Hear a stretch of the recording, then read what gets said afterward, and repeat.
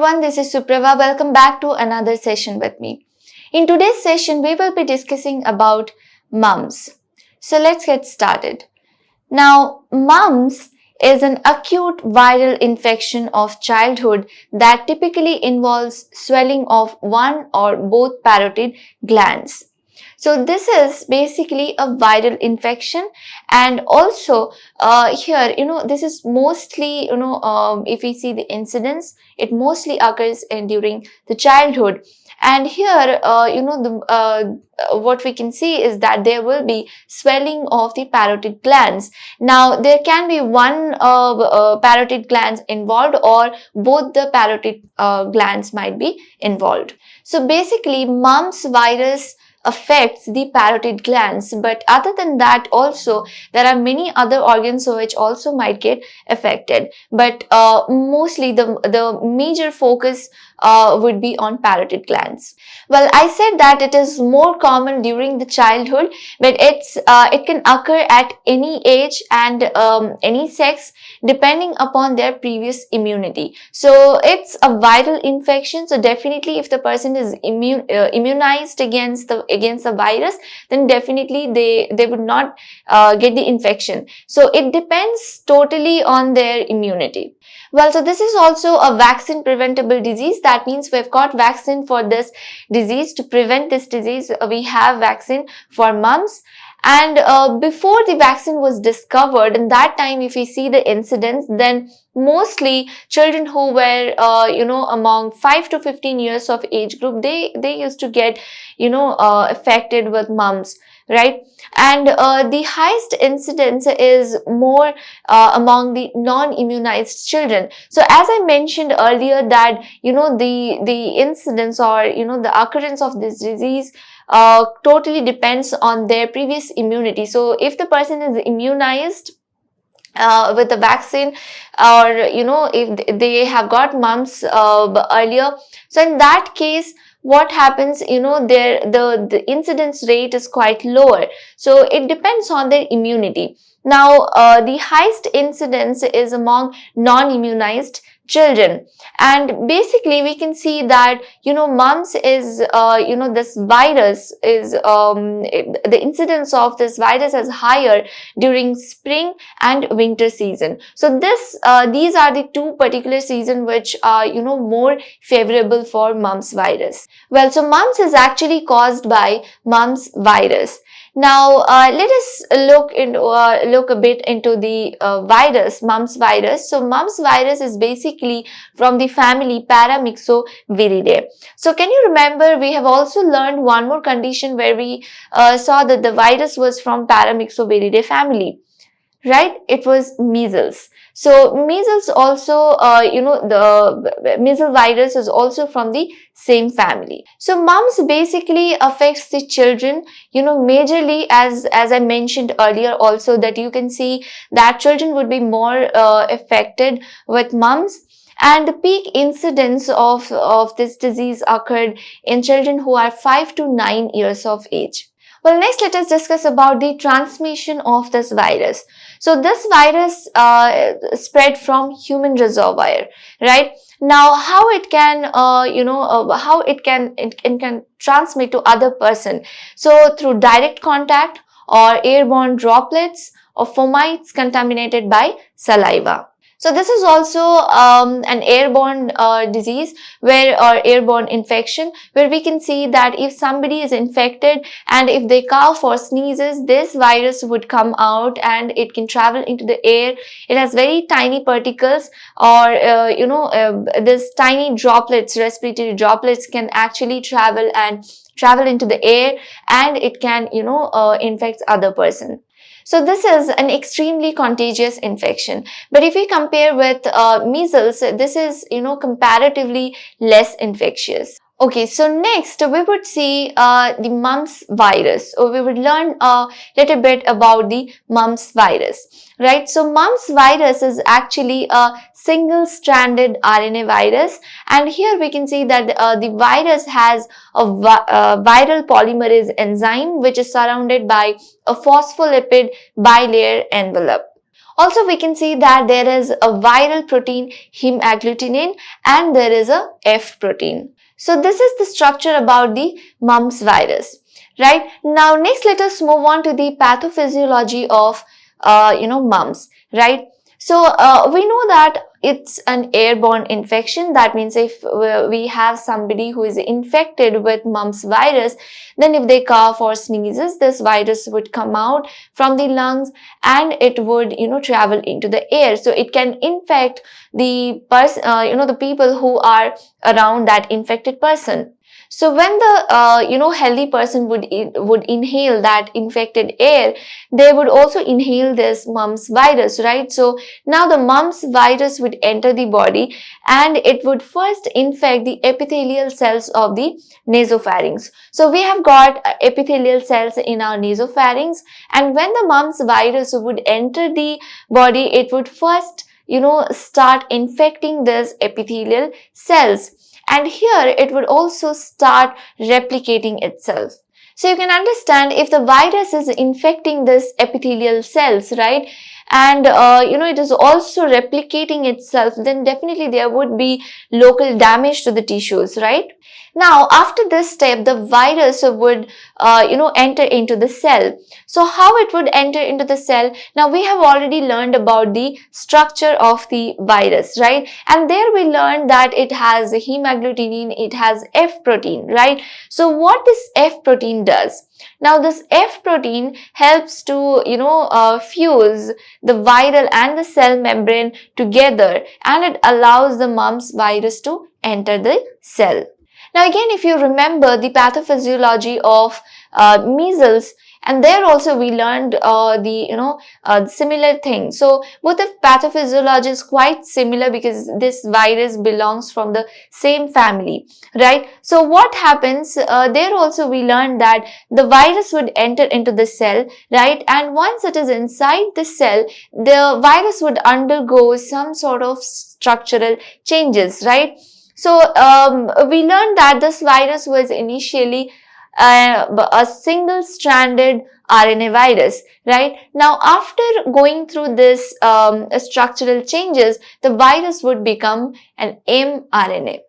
Now, this mRNA then gets translated into new copies of the envelope proteins and the viral polymerase, right? So, what is happening? The virus would get inside the cell with the help of F protein, which it has on its surface, and then once it is inside the cell, it would undergo some sort of structural changes, and then it would become mRNA. So before it was a single stranded RNA, and then after going through the structural changes, it would become mRNA, right? So this mRNA then would, it would get translated into new copies. So these new copies would have, envelope proteins and viral polymerase.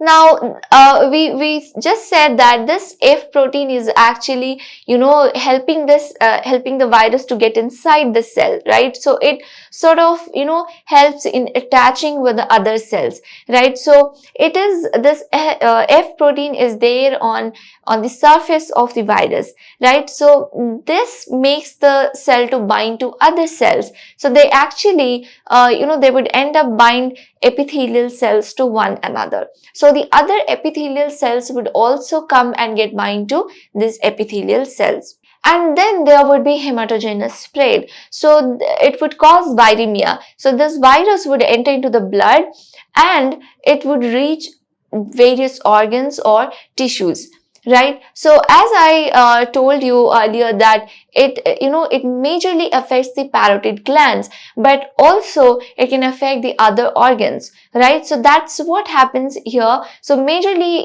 initially it affects the parotid glands, but then even once the virus is in the blood, and then the virus can reach to any other organs or any tissues, right? So it can infect various organs or tissues.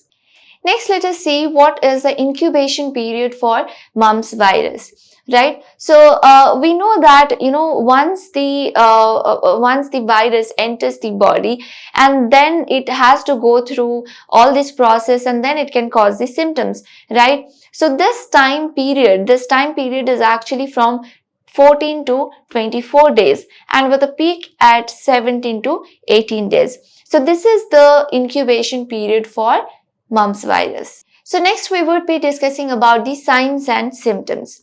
So we already know that mumps virus has tropism or preference for parotid salivary glands, right? So definitely it would affect the parotid glands. So it can cause the most classic finding of mumps is actually swelling of parotid salivary glands either on one side or on both the sides. So this we learned at the starting itself that there would be swelling of the parotid glands either on one side or on the both the sides.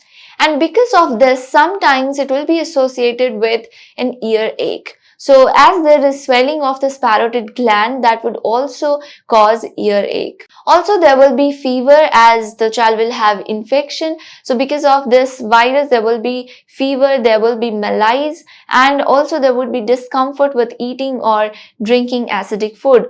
So as there is swelling in the parotid gland, definitely the child won't be able to chew the food, and it would be there would be difficulties in swallowing also. So there would be definitely discomfort with eating or drinking. And also there will be parotid pain. So parotid pain is most pronounced during the first few days of swelling, right? So the pain will be kind of more, or we can say more severe at the initial days. That's initially when the parotid gland starts to swells up. It also affects the central nervous system, and because of that the child will have headache, there will be neck stiffness also. So there will be some muscular discomfort, but it is mostly the stiffness would be there around the neck. So if we have a pregnant mother who is infected with mumps, then there is no increased risk for congenital defects. So there is nothing like the child will have congenital defects, so there is increased risk for having a child with congenital defects. Next, moving on to the diagnosis. So the diagnosis of mumps is basically done from the clinical symptoms and physical examination, right? So when we are doing physical examination, or even when the doctor is diagnosing, they would during the physical examination we can find out that there would be swelling of both the parotid glands, or one of the parotid glands, right? So this is a very classic finding of mumps, and if there is these signs and symptoms that there will be there will be swelling of parotid glands, and definitely it would give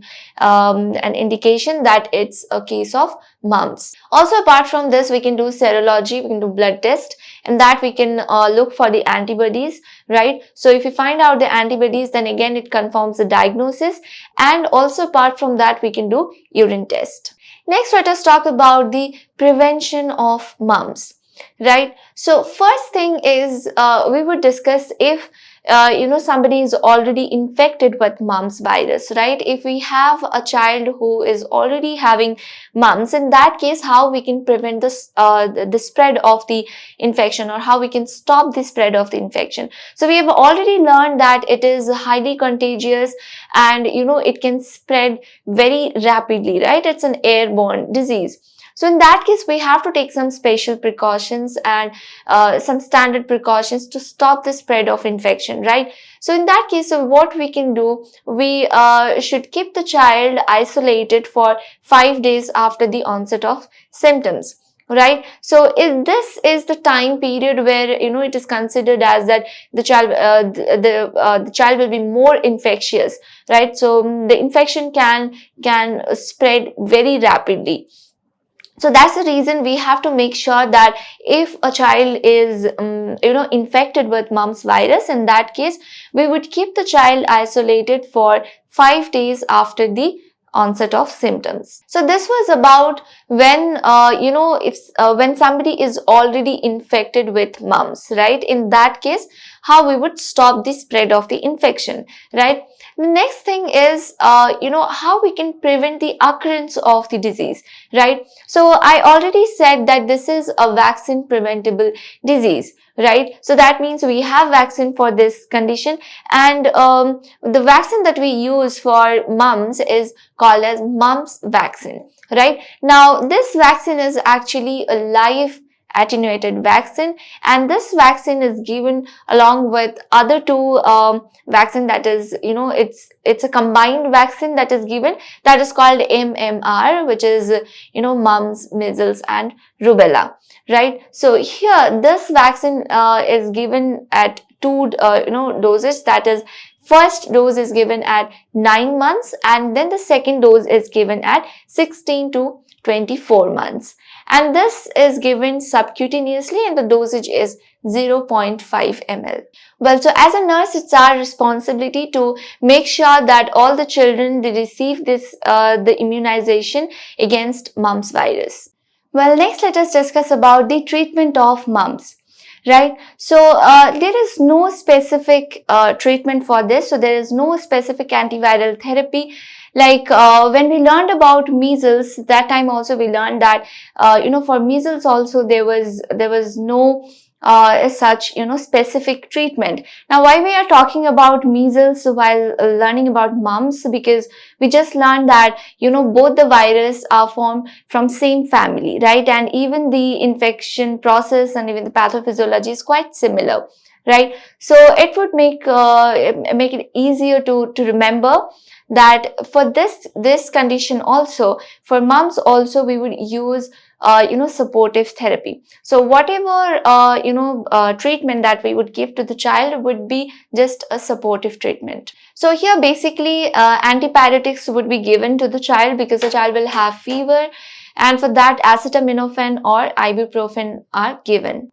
Well, next let us move on to the nursing management. So in nursing management, first we would talk about the nursing assessment, right? So what are the assessment that we would perform? Now here we learned that, there would be swelling of the parotid glands, and this is a classic findings, right? So here first thing that we would do would be assessing the parotid gland. Right, so first we have to make sure that we see that if there is any sort of swelling in the parotid gland. So if the child comes with the with the history of fever or cold and cough and these things, the signs and symptoms that we learned, then the first thing that we would do would be assessing the parotid gland. So if there is swelling in one of the parotid glands or both the side of the parotid glands, then definitely it would indicate that it's a case of mumps, right? Also along with that, we have to assess their immunization therapy, immunization history, right?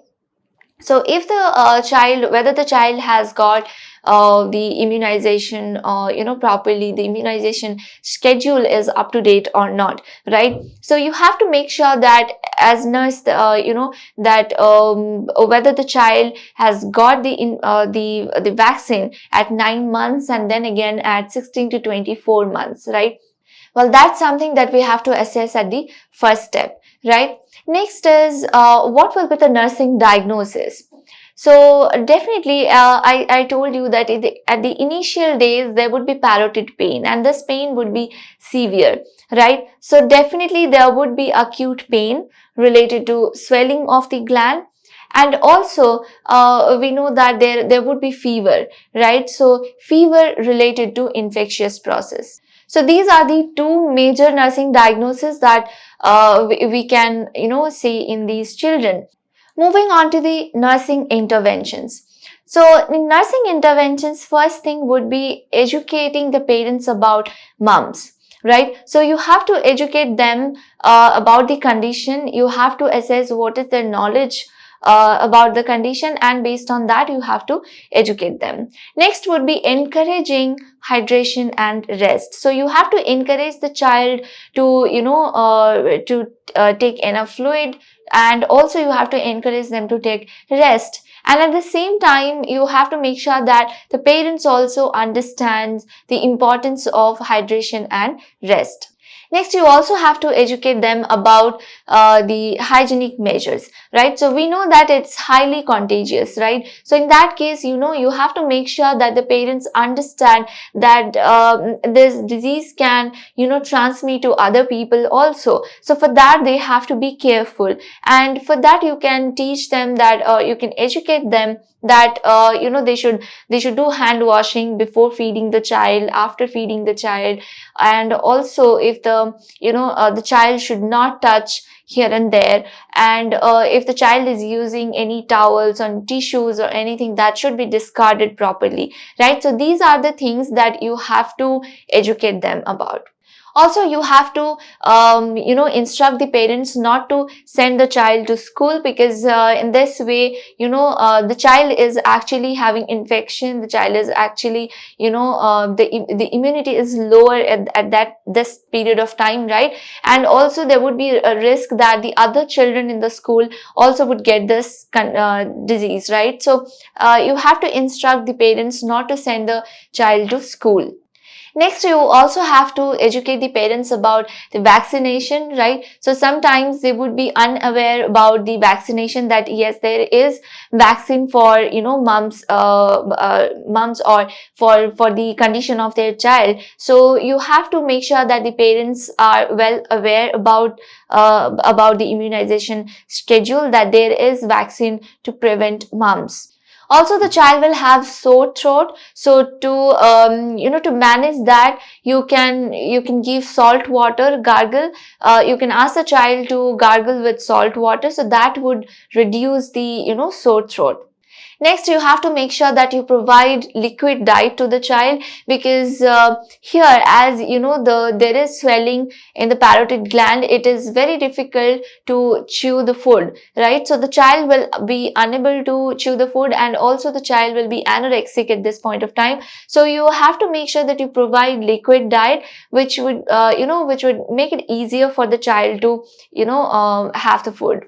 Next is about oral hygiene. So you have to make sure that the child is following oral hygiene, and the parents also understand this, because in this way the child can, if the oral hygiene is not good, in that case the child might develop any other sort of infections also. So we have to avoid that, and for that oral hygiene is very important, because the child cannot move the jaw because of the swelling, right? So there is high chance that there will be infection, right? So to avoid that, we have to instruct the child to maintain good oral hygiene, right? So the child can do gargling with warm water, that would also reduce the infection. And as a nurse, it's your responsibility to educate the parents about this. You should also evaluate the child for any other complications,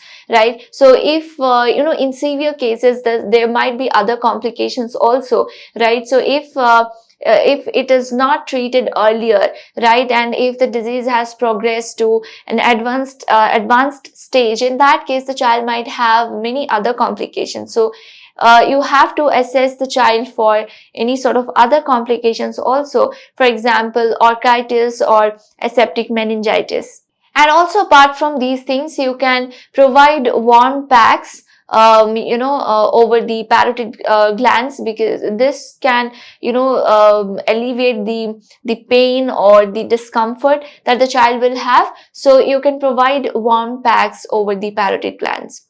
Well, that's all about the nursing interventions. Next, let us discuss about the complications of mumps, right? So rarely it can affect the kidneys also. So if it affects the kidneys, we can see there will be hematuria or proteinuria, right? So when you are assessing the child, you have to make sure that you check for these things also. So if you see any of these symptoms, then you would be able to understand that the disease has progressed to an advanced stage, where the virus has also affected the kidneys. It can also affect the joints if it is there for prolonged time, and it can also affect the heart. So there might be myocarditis. Sometimes it affects the pancreas also, so there will be pancreatitis. And the most frequent complication in childhood is actually meningoencephalomyelitis. So this is the most frequent, most common complication in the childhood. Apart from this, the child can have orchitis and epididymitis. So this orchitis and epididymitis, actually it's very rare in prepubescent boys. It is more common in young adults. And apart from these, there might be meningitis, encephalitis, and there might be hearing loss. Well, that's all about mumps. So let's do a quick review. So we've learned about mumps, which is caused by mumps virus. And this, the classic findings of this disease is actually there will be swelling of the parotid glands, right? There might be one parotid gland might be involved, or both the parotid gland might be involved.